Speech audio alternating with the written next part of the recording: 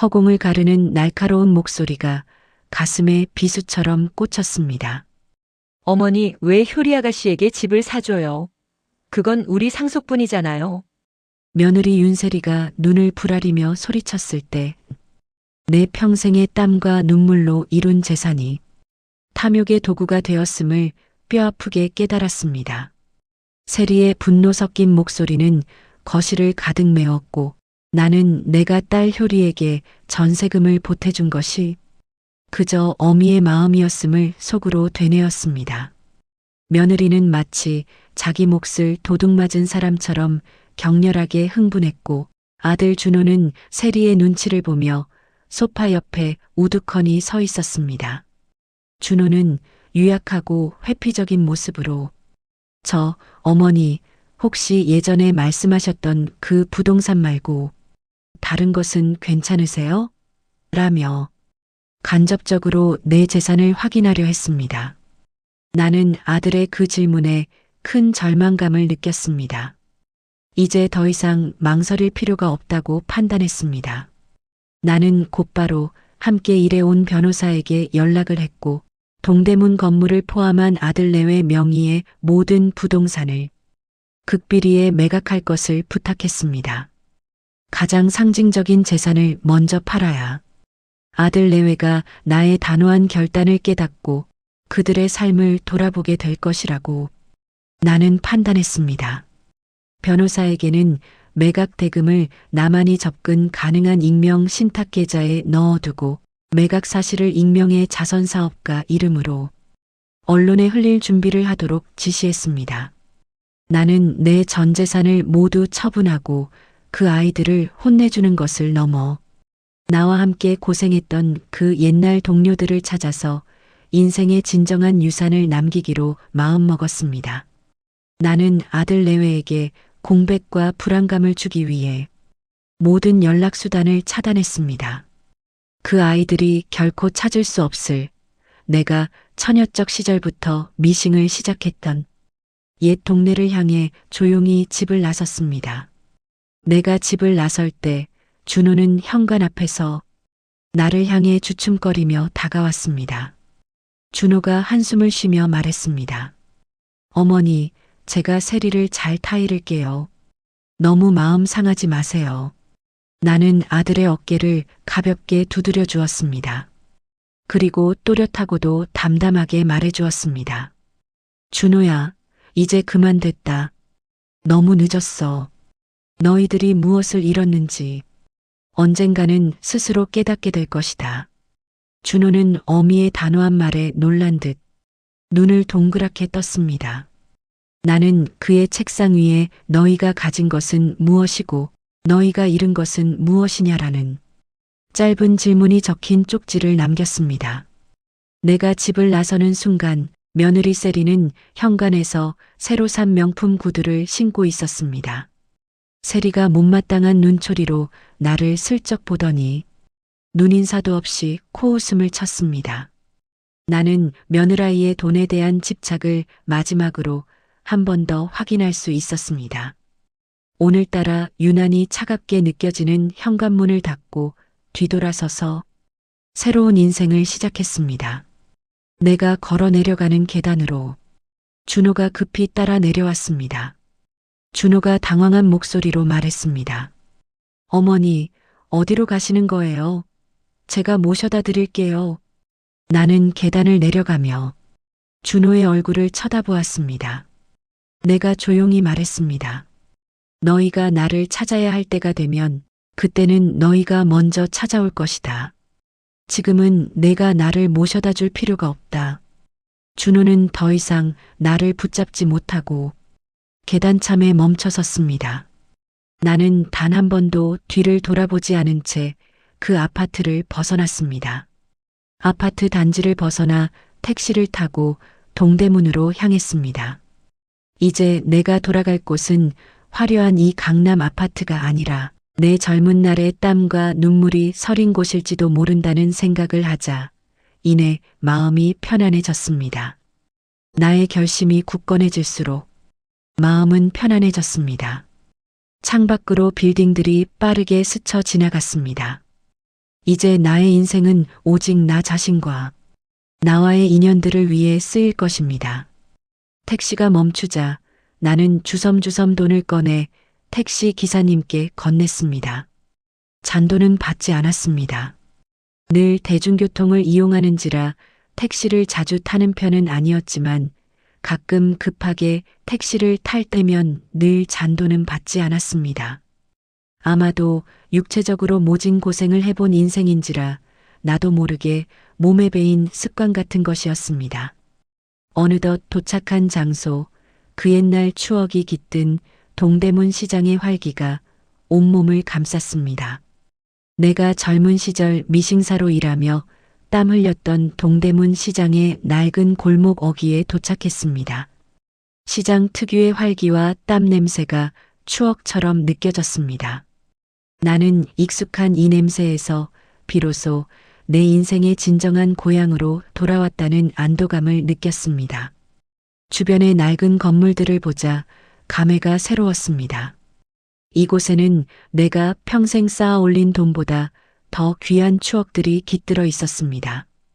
내가 집을 나섰다는 사실을 알게 된 준호는 곧바로 나의 모든 계좌에 대해 상속재산 보전을 요구하며 법적인 압박을 시작했습니다. 준호의 움직임은 필사적이었습니다.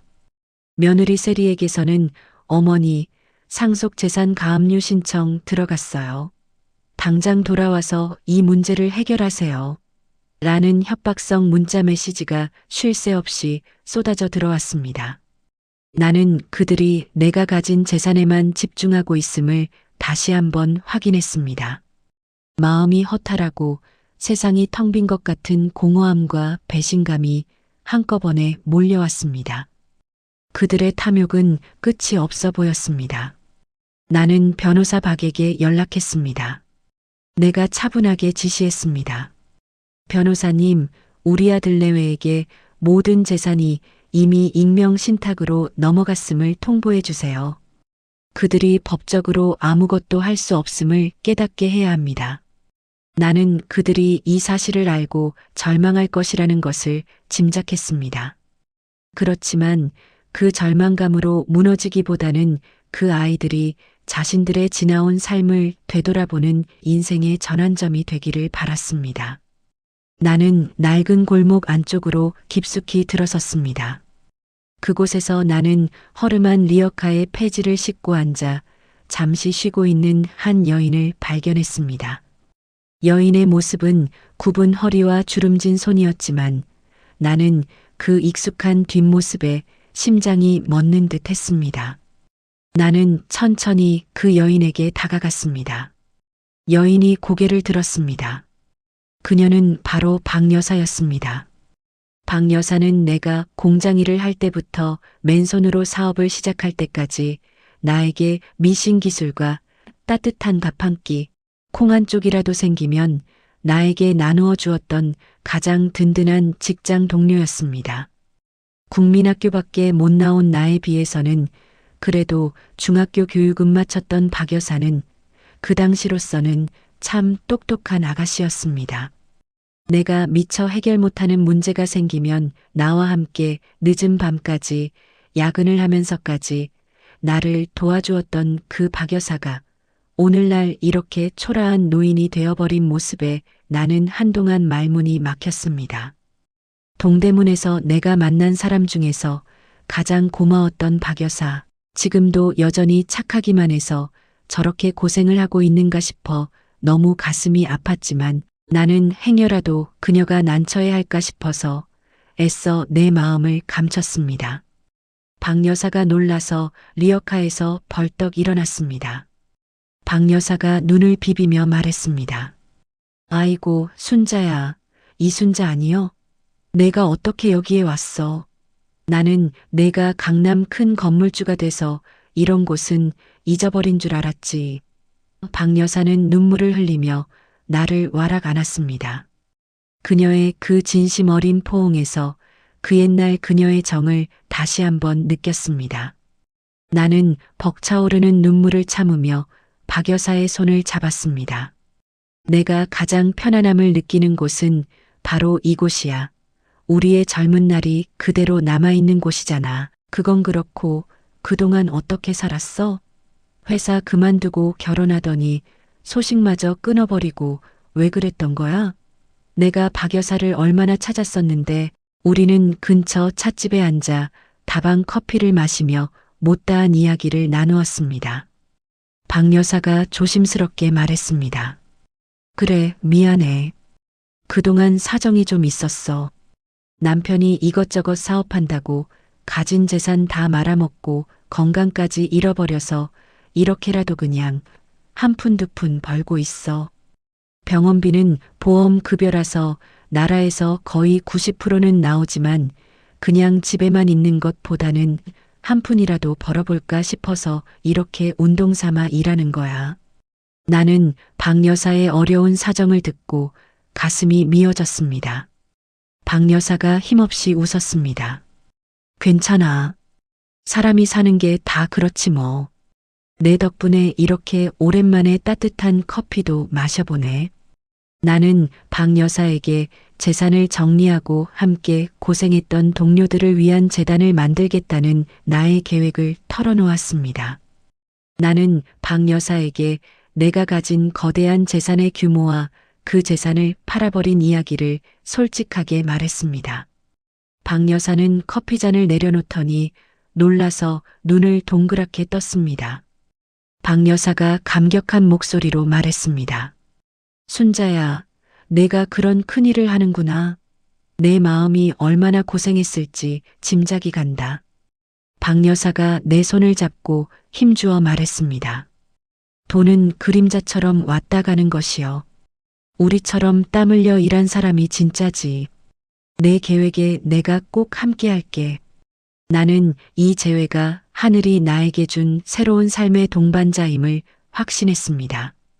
박 여사와의 대화를 통해 나는 나의 재산이 이제야 진정한 가치를 찾을 수 있다는 희망을 보았습니다. 우리는 함께 점심을 먹고 옛 동대문 시장을 돌아다녔습니다. 나는 박 여사에게 이제 폐지 줍는 일은 그만두고 새로운 재단 일을 함께 시작하자고 제안했습니다.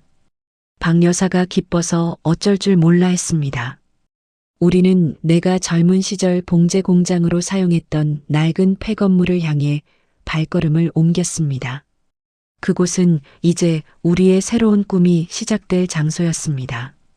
나는 이 재회를 통해 아들 내외에 대한 미련을 완전히 끊어낼 수 있었습니다. 내 노년의 삶은 이제부터 오직 정직한 땀과 사람의 정으로 가득 채워질 것입니다.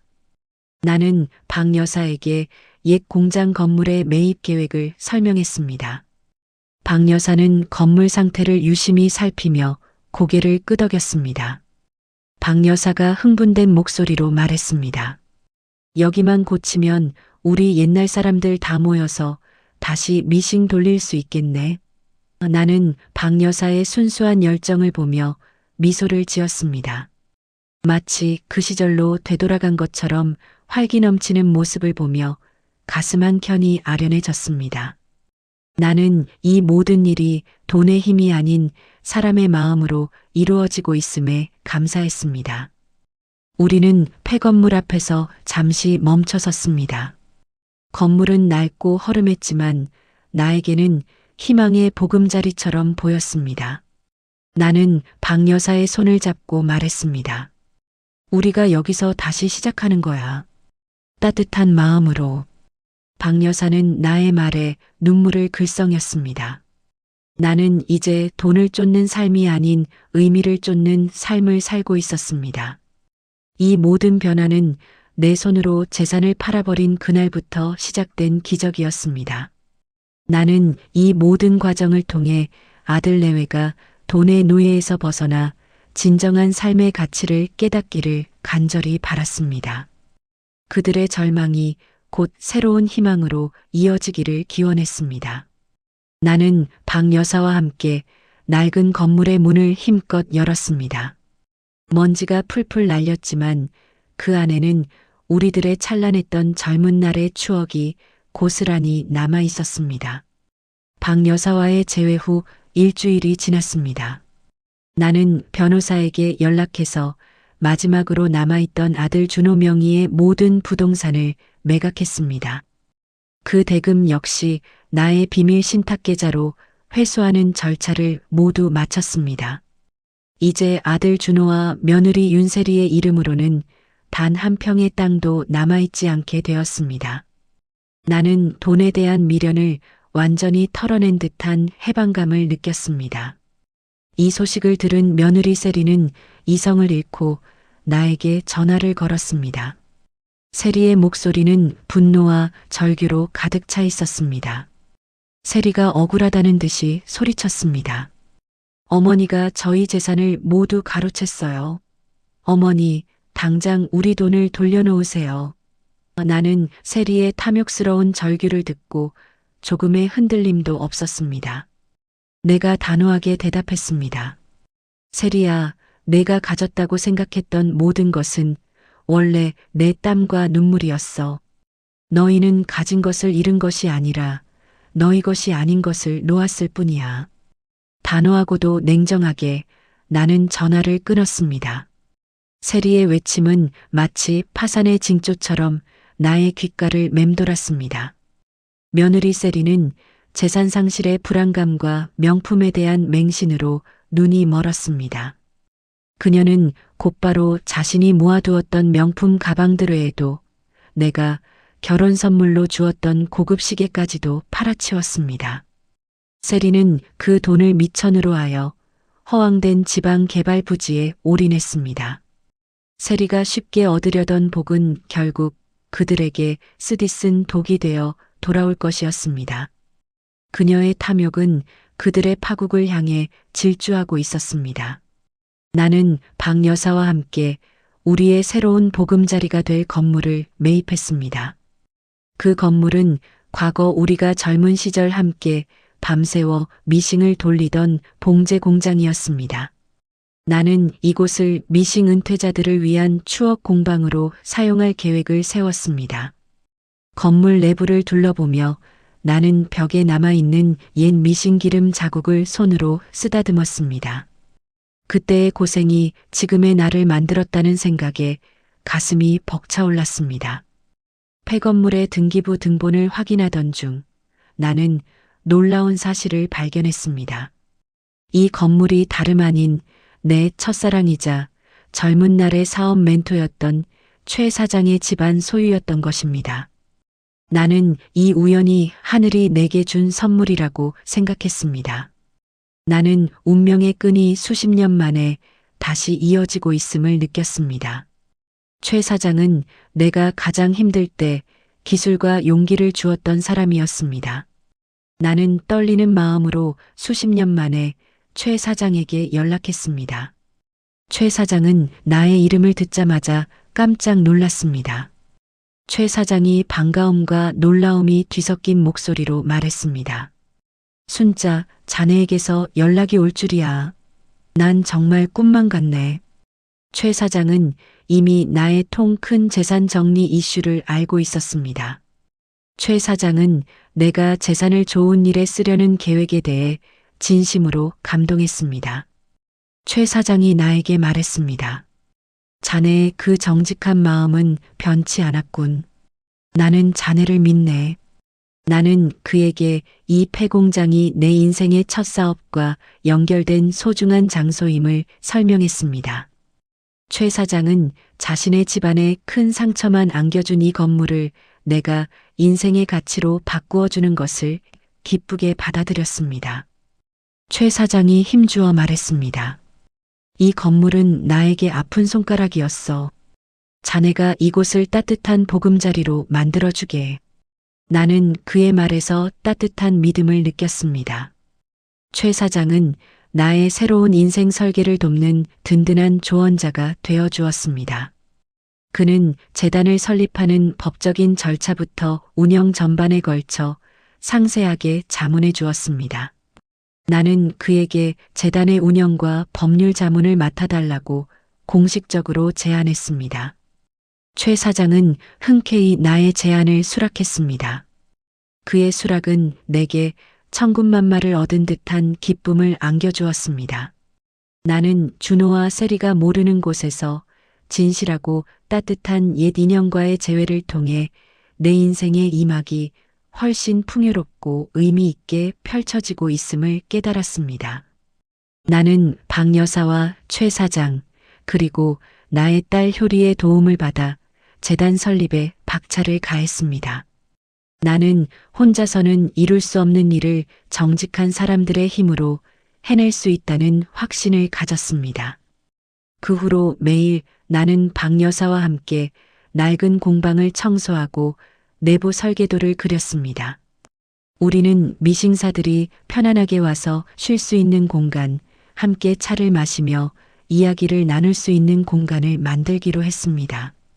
박 여사는 고생했지만 즐거웠던 옛날 미싱사들의 이야기를 들려주었고 나는 그 이야기 속에서 내가 지켜야 할 가치를 되새겼습니다. 나는 이제 돈의 노예가 아닌 인생의 주인으로서의 삶을 살고 있었습니다. 이 모든 과정을 통해 아들 내외가 돈의 노예에서 벗어나 진정한 삶의 가치를 깨닫기를 간절히 바랐습니다. 그들의 절망이 곧 새로운 희망으로 이어지기를 기원했습니다. 박 여사와 함께 낡은 건물의 문을 힘껏 열었습니다. 세월의 흔적 같은 먼지가 가득한 그 안에는 우리들의 찬란했던 젊은 날의 추억이 고스란히 남아 있었습니다. 이 모든 변화는 내 손으로 재산을 팔아버린 그날부터 시작된 기적이라고 생각했습니다. 최 사장과 박 여사와 함께 낡은 공장 부지에서 새로운 인생의 계획을 구체화했습니다. 최 사장은 나의 오랜 꿈을 현실로 만들 수 있도록 현실적인 조언을 아끼지 않았습니다. 우리는 함께 낡은 건물의 안전 진단을 받고 리모델링 일정을 꼼꼼하게 점검했습니다. 나는 최 사장에게서 젊은 날의 든든한 신뢰를 다시 느낄 수 있었습니다. 우리는 재단을 통해 돈의 가치보다 사람의 가치가 우선임을 증명하기로 약속했습니다. 우리가 재단의 설립을 준비하던 중 며느리 세리가 충동적으로 투자했던 지방개발 부지의 땅값 폭락 소식이 뉴스에 터졌습니다.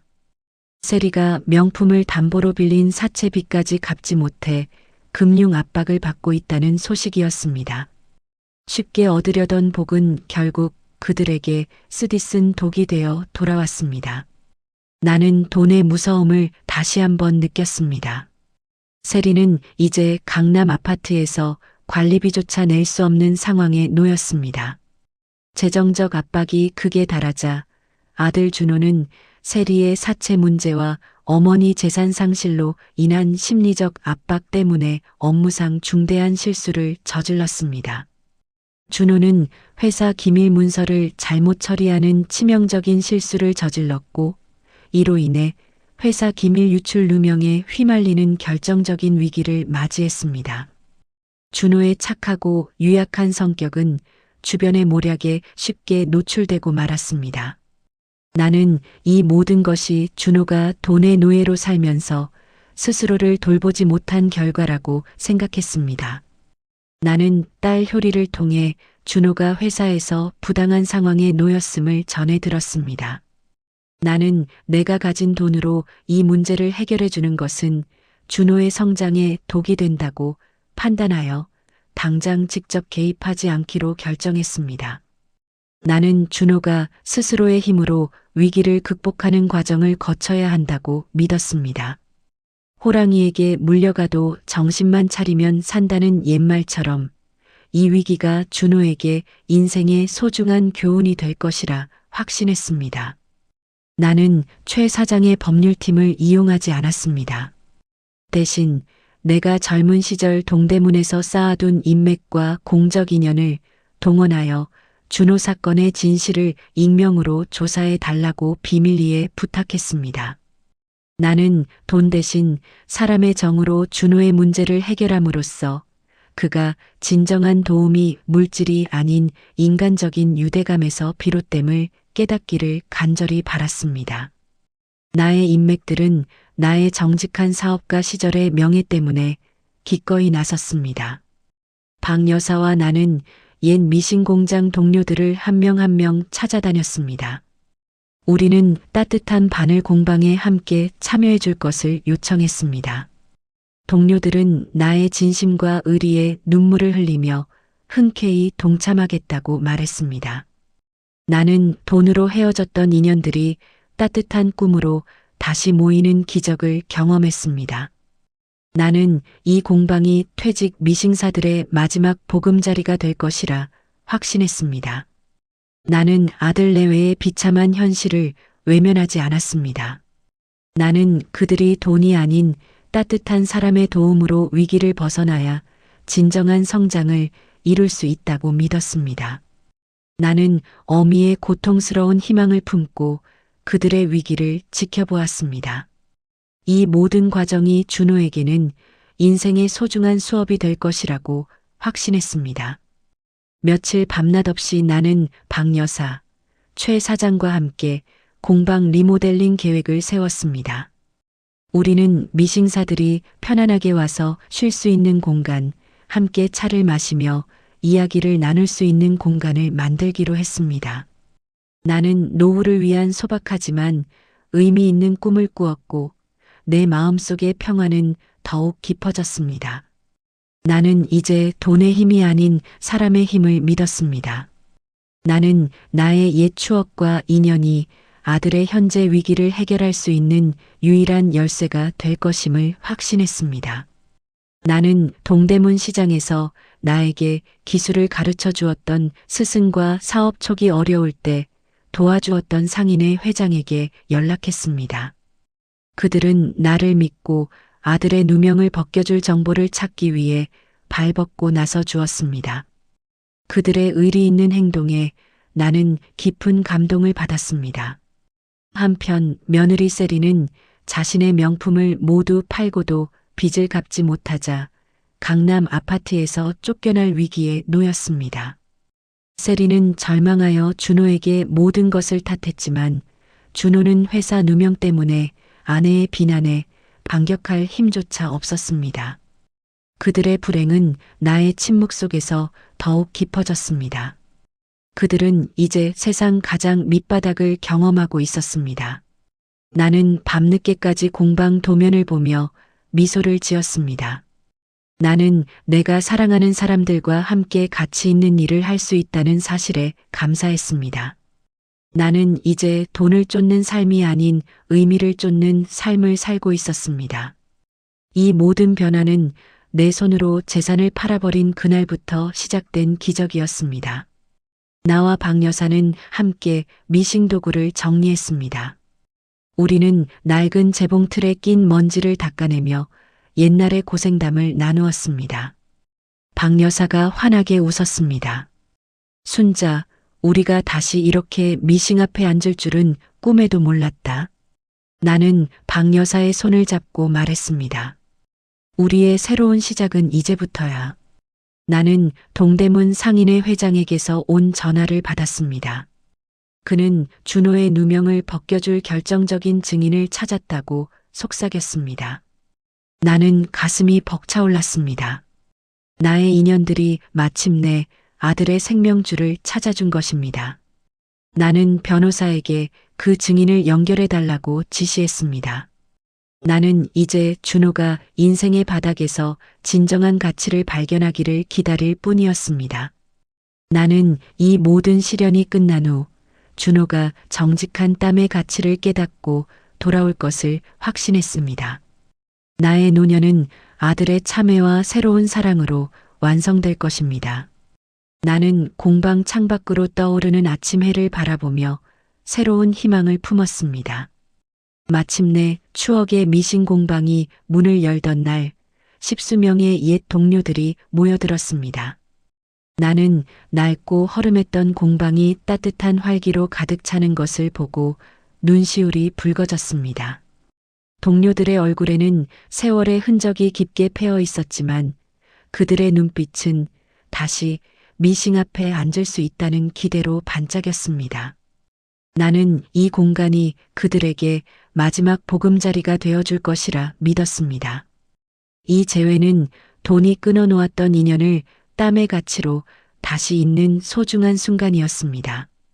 우리는 낡은 미싱 앞에 앉아 다시 바늘을 잡고 소박한 파우치나 의류수선 작업을 시작했습니다.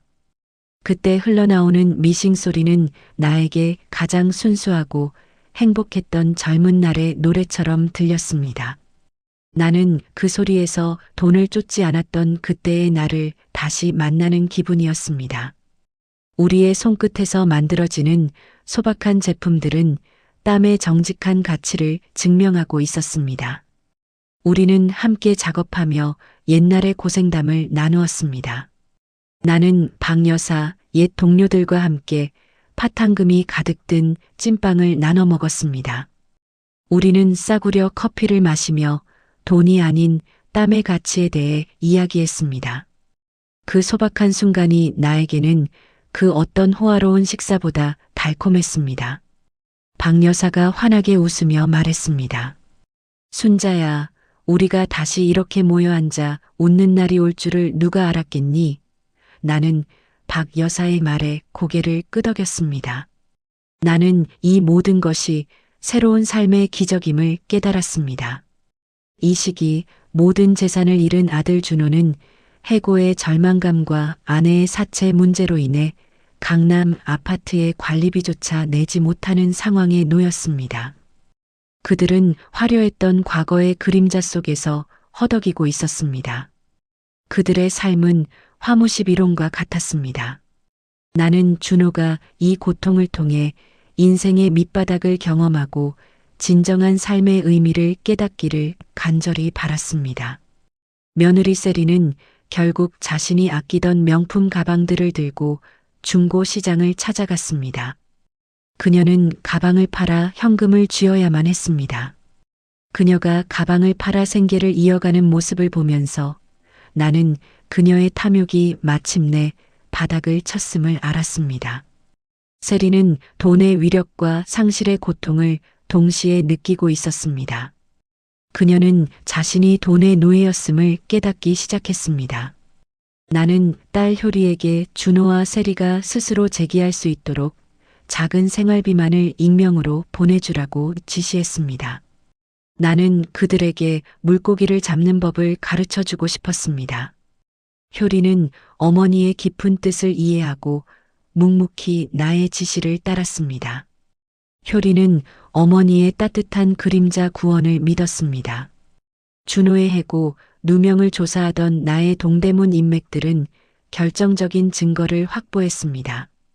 나는 이 정보를 최 사장의 법률팀에게 은밀하게 전달하여 준호의 구원을 준비했습니다. 나는 준호가 돈이 아닌 사람의 힘으로 위기를 벗어나도록 마지막 배려를 했습니다. 나의 정직한 인연들이 아들을 구해주는 모습을 보며 나는 나의 삶이 헛되지 않았음을 느꼈습니다. 나는 최 사장과 함께 공방 구석에서 차를 마시며 새로운 복지재단 설립이라는 더 큰 꿈을 논의했습니다. 그는 나의 인생의 조력자이자 가장 따뜻한 이해자가 되어 주었습니다. 우리는 재단이 미싱사들의 노후를 책임지는 희망의 터전이 되도록 만들기로 했습니다. 최 사장은 나의 선의의 사업에 깊이 공감했습니다. 나는 소박한 행복 속에서 아들 내외의 위기가 곧 참회와 성장의 기회가 될 것임을 확신했습니다. 내 노년의 삶은 전에 없이 충만했습니다. 나는 내가 가진 모든 것을 내려놓고 비로소 진정한 자유를 얻었습니다. 이 모든 것이 하늘의 뜻이라는 생각이 들었습니다. 나는 낡은 미싱 공방의 불빛을 바라보며 나의 진정한 유산은 돈이 아니라 함께 땀 흘렸던 사람들의 정임을 다시 한번 깨달았습니다. 공방 안에서 들려오는 미싱 소리는 나에게 평화와 희망의 메시지를 전달하고 있었습니다. 나는 그 소리를 들으며 인생의 참된 가치를 되새겼습니다. 나는 이 공방을 통해 퇴직한 미싱사들의 기술을 사회에 환원할 계획을 세웠습니다. 우리는 젊은이들에게 미싱 기술을 가르쳐주는 재능 기부 프로그램을 만들기로 했습니다. 옛것의 가치가 새로운 세대에게 전달될 것이라는 생각에 가슴이 설렜습니다. 나는 나의 꿈이 점점 현실이 되고 있음에 감사했습니다. 나는 최 사장의 얼굴을 보며 미소를 지었습니다.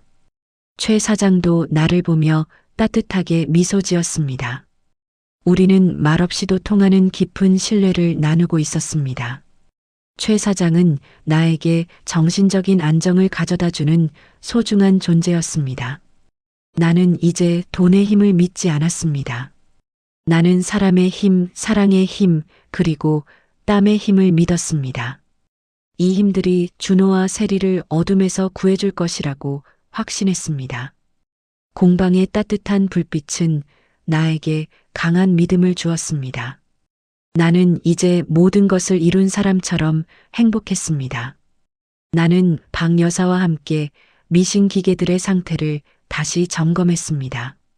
박 여사는 새로운 미싱사들을 교육할 계획을 세우며 기쁨을 감추지 못했습니다. 박 여사가 흥분된 목소리로 말했습니다. 순자야, 우리가 이 나이에 이렇게 다시 일할 수 있다니 정말 새옹지마다. 나는 박 여사의 긍정적인 에너지에 힘을 얻었습니다. 우리는 함께 공방 창가에 앉아 커피를 마셨습니다. 창밖으로 보이는 낡은 동대문 풍경은 나에게 과거의 모든 고난을 잊게 해주는 평온함을 주었습니다. 나는 이제 내 삶의 진정한 의미를 찾았다고 확신했습니다. 미신 공방이 따뜻한 활기로 가득 차던 찰나 아들 준호에게 회사 기밀 유출 혐의로 경찰의 소환 통보가 내려졌다는 충격적인 소식이 들려왔습니다. 나는 딸 효리를 통해 이 소식을 전해 들었습니다. 나는 상황이 단순한 해고 위기를 넘어 법적으로 심각해졌음을 알았습니다. 준호는 이제 인생의 가장 어두운 벼랑 끝에 몰린 것입니다. 나는 이 모든 고난이 준호가 돈의 노예로 살았던 삶에 대한 쓴 약이 될 것이라고 생각하며 스스로를 다독였습니다. 나는 아들이 돈으로 해결할 수 없는 세상의 냉혹함을 깨닫도록 직접 개입을 피했습니다. 하지만 어미의 마음은 찢어지는 듯 했습니다. 나는 매일 밤 공방에서 미싱을 돌리며 아들의 무사함을 기원했습니다. 자식이 잘 되기를 바라는 부모의 마음은 5, 6월 서리빨이라는 옛말처럼 나는 고통 속에서도 아들의 참된 성장을 기다렸습니다. 공방의 차가운 바닥에 앉아 나는 준호가 어렸을 때 순수했던 모습을 떠올리며 눈물을 닦았습니다. 벼랑 끝에 몰린 며느리 세리는 이성을 잃고 나에게 전화를 걸었습니다. 세리가 광기에 찬 목소리로 소리쳤습니다. 어머니, 이대로 준호가 감옥에 가면 어머니의 모든 과거 사업 비밀과 미싱 동료와의 관계를 왜곡하여 언론에 폭로하겠다고 명예훼손을 위협했습니다. 세리는 나의 인간적인 명예를 짓밟으려는 극단적인 행동을 취했습니다. 그녀의 탐욕은 가족을 넘어 나의 삶의 가치까지 부정하고 있었습니다. 나는 그녀의 끝없는 탐욕에 치를 떨었습니다. 나는 세리의 협박에 조금도 흔들리지 않았습니다. 내가 수화기를 붙잡고 단호하게 응수했습니다. 세리야, 내가 폭로할 것은 나의 자랑스러운 땀과 정직한 노동의 역사뿐이다. 너희의 잘못을 내 탓으로 돌리지 마라. 너희 스스로 해결해라. 나는 그 말을 남기고 전화를 끊었습니다. 세리의 협박은 나의 재산 정리 행위가 단순한 화풀이가 아님을 증명하는 역효과만 낳았습니다. 나는 세리가 이제 인간적인 도리마저 잃었음을 깨달았습니다. 나는 최 사장에게 연락했습니다. 최 사장은 나의 침착한 대응에 놀라면서도 나를 지지해 주었습니다. 나는 그에게 익명의 유능한 변호사를 통해 준호에게 선임하도록 지시했습니다. 나는 준호가 자신이 아는 사람이 아닌 미지의 도움을 받아야 사람의 소중함을 깨달을 것이라고 생각했습니다. 이 변호사는 순수한 의도로 준호를 돕는 사람이어야 했습니다. 나는 내 동대문 인맥이 확보한 결정적인 증거를 최 사장의 법률팀을 통해 익명의 변호사에게 은밀하게 전달했습니다. 나는 준호의 누명을 벗길 준비를 완벽하게 완료했습니다. 이 모든 과정은 준호와 세리가 모르는 따뜻한 그림자 구원이었습니다. 나는 준호가 돈이 아닌 사람의 힘으로 위기를 벗어나는 과정을 통해 인간적인 유대감이 얼마나 큰 힘을 발휘하는지 깨닫기를 간절히 바랐습니다. 나의 인맥들은 나의 정직한 과거를 믿고 기꺼이 나서서 도와주었었습니다. 박 여사와 딸 효리는 준호의 심리적 안정을 위해 옛날 어머니가 해주시던 따뜻한 음식을 만들어 몰래 전달했습니다. 그들은 준호에게 직접적으로 나타나지 않았습니다. 어머니의 변치 않는 사랑이 간접적으로 준호에게 닿도록 했습니다. 준호는 그 음식을 먹으며 위로를 받았을 것입니다. 나는 아들 내외를 생각하면 가끔씩 심장이 욱신거리는 고통을 느꼈습니다. 하지만 나는 이 모든 시련이 가족의 변화를 위한 마지막 관문이라고 믿으며 굳게 버텼습니다. 고생 끝에 낙이 온다는 믿음이 나를 지탱해 주었습니다. 나는 나의 재산 상실이 가족의 회복을 위한 유일한 길이었음을 확신했습니다. 이 길만이 준호와 세리를 구원할 수 있었습니다. 나는 준호의 법정 심사가 다가오자 공방에서 밤을 새우며 미싱을 돌렸습니다. 나는 내 노동의 땀이 아들의 구원으로 이어지기를 간절히 기도했습니다. 박 여사도 나의 옆에서 함께 미싱을 돌려주었습니다. 박 여사가 나에게 위로의 말을 건넸습니다. 순자 정직하게 살면 하늘이 돕는 법이야. 내 아들은 반드시 무사할 것이다. 우리는 미싱 소리에 의지하며 불안감을 떨쳐냈습니다. 나는 박 여사의 따뜻한 말에 힘을 얻었습니다. 우리는 밤늦도록 미싱 소리만 가득한 공방에서 서로를 의지했습니다. 나는 이제 돈이 아닌 사람의 정이 나의 가장 큰 재산임을 깨달았습니다. 이 재산이야말로 누구도 빼앗아갈 수 없는 영원한 유산이었습니다. 나는 돈으로 살 수 없는 행복을 이 공방에서 찾았습니다. 나는 최 사장에게 연락해서 진행 상황을 상세히 보고받았습니다. 최 사장은 나에게 증인의 증언이 결정적일 것입니다. 염려 놓으십시오. 라고 말했습니다. 나는 그제야 조금의 안심을 할 수 있었습니다. 나의 정직한 인연들이 아들을 구하고 있다는 사실에 깊이 감사했습니다. 나는 이 모든 것이 나의 지난 삶에 대한 보상이라고 생각했습니다. 나는 준호와 세리가 이 시련을 통해 인생의 참된 의미를 깨닫고 정직한 삶을 살아가기를 간절히 바랐습니다. 그들이 돈의 노예가 아닌 삶의 주인으로 다시 태어나기를 희망했습니다. 나는 공방 창밖으로 보이는 새벽의 어스름을 바라보며 새로운 아침이 오기를 기다렸습니다. 곧 나의 아들이 참회의 눈물을 흘리며 돌아올 것을 믿었습니다. 아들 준호의 법정 심사 당일 나는 공방에서 박 여사와 함께 미싱을 돌리며 초조하게 시간을 보냈습니다. 나는 돈으로 해결할 수 없는 세상의 정의가 아들을 지켜주기를 간절히 기도했습니다. 나는 박 여사에게 나지막이 말했습니다. 박 여사, 우리 준호 괜찮겠지? 박 여사는 나의 손을 잡고 조용히 고개를 끄덕였습니다. 최 사장에게서 연락이 왔습니다. 최 사장은 법정에서 익명의 유능한 변호사가 등장했고 준호에게 도움을 받았던 다른 부서의 직원이 용기를 내어 증거를 제공함으로써 무죄 판결을 받았다고 조심스럽게 알려주었습니다. 준호가 과거 직장에서 가장 신뢰했던 동료에게 배신당한 상황에서 그를 구원한 것은 과거 자신이 베풀었던 소박한 선행이었습니다.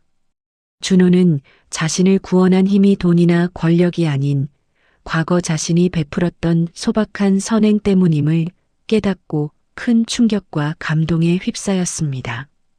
그는 법정을 나오면서 인생의 참된 가치가 무엇인지 온몸으로 느꼈을 것입니다. 나는 나의 인간의 유산이 아들에게 돌아갔음을 확인하고 뜨거운 눈물을 흘렸습니다. 며느리 세리는 자신들의 재력으로는 해결할 수 없었던 법적 위기가 알 수 없는 따뜻한 힘으로 해소되는 것을 보았습니다. 그녀는 명품과 돈이 전부가 아니라는 참담한 깨달음을 얻기 시작했습니다. 세리는 탐욕이 자신들을 지옥으로 이끌었음을 깨닫고 깊은 절망에 빠졌습니다. 그녀는 이제 돈의 힘에 대한 맹신을 버리고 인생의 진정한 의미를 찾아야 했습니다. 나는 준호가 풀려난 날 그가 세리와 함께 살던 텅 빈 아파트를 조용히 찾아갔습니다. 나는 수척해진 아들이 나를 보자마자 무릎을 꿇고 통곡하는 모습을 보고 아무 말 없이 안아주었습니다. 준호는 나의 품에 안겨 어린아이처럼 흐느꼈습니다. 나는 아들의 등을 다독이며 위로해 주었었습니다. 준호가 흐느끼며 말했습니다. 어머니, 제가 너무 어리석었습니다. 돈 때문에 어머니를 외면했어요. 이 불효를 용서해 주세요. 준호는 진심으로 회개했고 나는 이제야 내 아들이 돌아왔다고 속으로 기뻐했습니다. 아들의 참회의 눈물은 나에게 세상 가장 귀한 보석이었습니다. 나는 그에게 변호사 비용이나 재산 이야기를 꺼내지 않았습니다. 내가 조용히 말했습니다. 준호야, 내가 옳게 살았으니 내 주변 사람들이 너를 도운 것이다. 내 선한 마음이 너를 구원한 것이야. 나는 아들에게 인생의 참된 교훈을 심어주었습니다. 준호는 고개를 숙이고 내 말을 경청했습니다. 며느리 세리는 다음 날 돈을 요구하기 위해서가 아니라 용서를 빌기 위해 공방을 찾아왔습니다. 그녀는 탐욕에 찌들었던 얼굴 대신 참회와 부끄러움이 가득한 얼굴로 나에게 눈물을 보였습니다. 세리는 이제 화려한 옷차림 대신 검소한 차림이었습니다. 그녀는 자신의 과오를 인정하고 새로운 삶을 살고 싶어 했습니다. 세리는 박 여사에게 다가가 떨리는 목소리로 물었습니다. 박 여사님, 저도 여기서 일할 수 있을까요? 저도 배우고 싶어요. 나는 그녀의 진심 어린 변화에 기적 같은 희망을 느꼈습니다. 세리는 자신을 낮추는 법을 배우기 시작했습니다. 나는 세리에게 가장 낡고 무거운 미싱을 맡기며 내가 그 미싱을 밟을 때마다 내 탐욕도 함께 밟아 없애거라고 조용히 타이르듯 말했습니다. 세리는 고개를 숙이고 나의 말을 따랐습니다. 나는 세리가 정직한 노동을 통해 새로운 삶을 개척하기를 응원했습니다. 나는 이 모든 고난이 끝난 후 준호와 세리가 인생의 소중한 가치를 되찾고 따뜻한 마음을 가진 가족으로 돌아올 것이라 믿었고 내 믿음대로 내 아들과 며느리는 진정한 회복의 길을 걷기 시작했습니다. 그 후 6달이 흘렀습니다. 낡은 공장은 더 이상 폐허가 아니었습니다. 동대문 특유의 활기와 온기가 넘실거리는 따뜻한 바늘 재단으로 다시 태어났습니다. 재단 설립을 기념하는 작은 행사가 열리던 날 나는 낡은 미싱 공장 마당에서 따뜻한 햇살을 맞으며 이 모든 기적 같은 순간을 맞이했습니다. 이 행사를 통해 나의 모든 유산은 공식적으로 땀 흘린 동료들을 위한 희망이 되었습니다. 행사에는 박 여사를 비롯한 옛 동료들, 딸 효리, 그리고 이제는 정직한 삶을 사는 아들 준호와 며느리 세리가 참석했습니다. 그들의 얼굴에는 돈이 아닌 땀과 성실함으로 채워진 평화로운 미소가 어려 있었습니다. 준호는 작은 회사에 취직한 후 퇴근 후에는 공방에서 시설 보수를 도맡아 하는 가장 든든한 아들로 변해 있었습니다. 그는 더 이상 돈의 노예가 아니었습니다. 며느리 세리는 이제 재단의 미싱기술 강사로 활동하고 있었습니다. 그녀는 수수한 작업복 차림으로 행사장을 오가며 옛 동료들에게서 새로운 기술과 삶의 지혜를 배우고 있었습니다. 세리가 나에게 다가와 조심스럽게 말했습니다. 어머니, 화려한 명품이 아니라 이 낡은 재봉틀 소리가 저에게 가장 큰 위안이 된다는 것을 이제야 알았어요. 나는 그녀의 손을 잡고 조용히 미소 지었습니다. 나는 세리가 인생의 참된 가치를 깨달았음을 확신했습니다. 조촐하지만 분주했던 행사가 끝나자 한가한 틈을 타서 최 사장이 내게 다가왔습니다. 그는 가장 숙련된 미싱사가 만들 수 있는 황금색 실타래를 나에게 내밀며 잔잔한 목소리로 말했습니다. 순자 씨, 자네가 가진 모든 재산을 내려놓고 사람의 마음을 얻는 것을 보며 나는 내 남은 인생을 자네와 함께 하고 싶어졌네. 이 황금 실타래로 우리 남은 여생을 함께 엮어나갑시다. 나는 눈물을 참지 못하고 고개를 끄덕였습니다. 당신과 함께라면 어디든 좋을 것 같아요.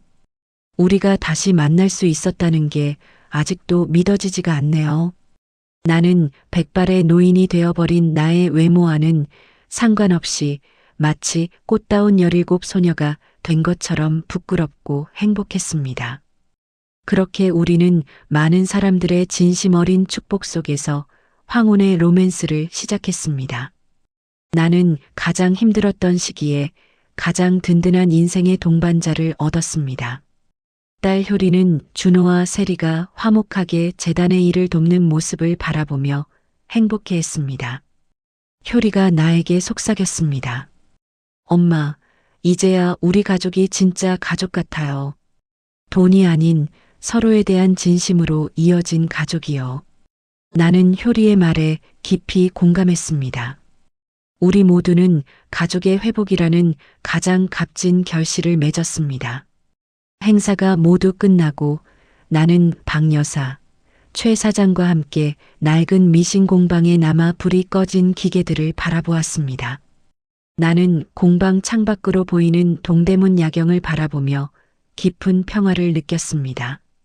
순자야, 이제 정말 행복하지?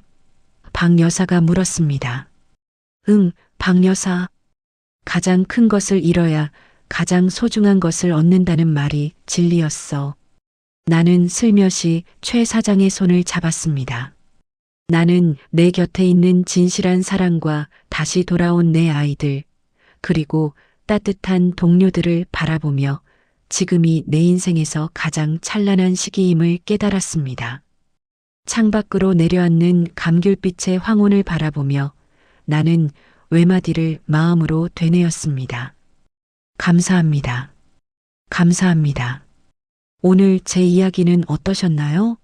지금 여러분의 삶에 가장 소중한 것은 무엇인가요? 돈으로 살 수 없는 가장 소중한 당신 인생의 유산과 함께 행복하시기를 기원합니다. 지금까지 저 이순자의 이야기를 끝까지 들어주셔서 감사합니다.